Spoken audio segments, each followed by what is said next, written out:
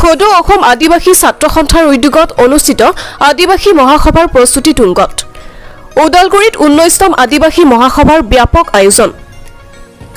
ওদালগুৰি জিলাৰ চিকাৰী বাংলাত সদৌ অসম আদিবাসী ছাত্ৰ সন্থাৰ উদ্যোগত চলিত মাহৰ বৃহস্পতিবাৰৰ পৰা অনুষ্ঠিত হ'ব 19 সংখ্যক আদিবাসী মহাসভা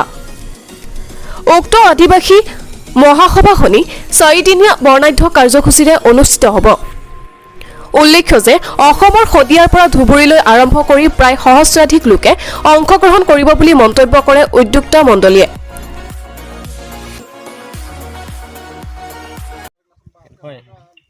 সদৌ অসম আদিবাসী ছাত্ৰ সন্থা কেন্দ্ৰীয় সমিতিৰ উদ্যোগত আৰু ওদালগুৰি জিলা সমিতিৰ সহযোগত আৰু ওদালগুৰিবাসী ৰাইজৰ সহযোগত আমাৰ 4 দিনীয়া বৰ্ণাঢ্য কাৰ্যসূচীৰে 19 সংখ্যক আদিবাসী মহাসভাখন চিকাৰী বাংলা খেলপথাৰত আমি 4 দিনীয়া কাৰ্যসূচীৰে বৰ্ণাঢ্য কাৰ্যসূচীৰে অনুষ্ঠিত কৰিবলৈ লৈ আছোঁ আৰু এই কাৰ্যসূচীত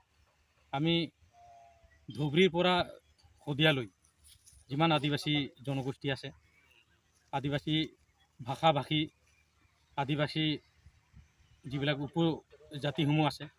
গোটেই আদিবাসীৰ ভিতৰত যিমান উপজাতি আছে গোটেইখিনি উপজাতিসমূহ এই 19 সংখ্যক আদিবাসী মহাসভাত অংশগ্ৰহণ কৰিব আৰু এই 19 সংখ্যক আদিবাসী মহাসভাত আমি অসমবাসী আদিবাসী ৰাইজৰ লগতে বিভিন্ন জাতি ধৰ্মাৱলম্বী ভাষাভাষী সকলো জনগোষ্ঠীকে আমি এই মহাসভাত আমন্ত্ৰণ কৰিছোঁ আৰু সকলো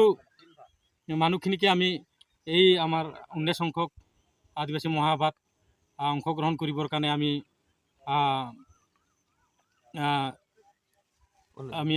আহ্বান জনাইছোঁ আৰু ওদালগুৰিৰ পৰা চিন্ময় ডেকাৰ প্ৰতিবেদন নিয়মীয়া খবৰ।